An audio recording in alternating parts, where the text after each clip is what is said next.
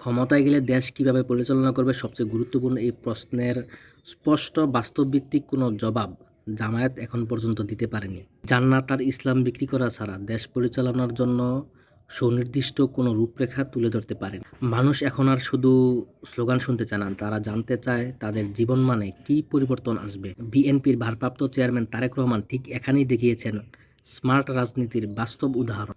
তিনি গতানুগতিক প্রতিশ্রুতির বাইরে গিয়ে মানুষের মৌলিক চাহিদাগুলো চিহ্নিত করেছেন এবং সমাধানের জন্য নিয়ে এসেছেন স্মার্ট সলিউশন।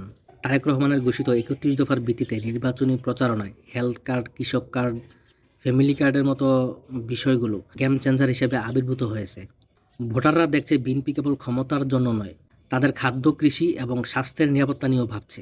তারেক রহমান আবেগের রাজনীতি নয়, তিনি সমাধানের রাজনীতি সামনে এনেছেন। এই স্মার্ট, আধুনিক ও জনকেন্দ্রিক রাজনীতিই বিএনপিকে সাধারণ মানুষের আস্থার জায়গায় নিয়ে আসছে। জামাত যেখানে এখনও তাত্ত্বিক আলোচনায় সীমাবদ্ধ, বিএনপি সেখানে মানুষের হাতে সমাধানের চাবি তুলে দেওয়ার প্রতিশ্রুতি দিচ্ছে। আর রাজনীতির মাঠে এই কংক্রিট প্ল্যান বা সুনির্দিষ্ট পরিকল্পনাই ভোটের মাঠের হাওয়া ধীরে ধীরে বদলে দিচ্ছে বলে বিশ্বাস করি।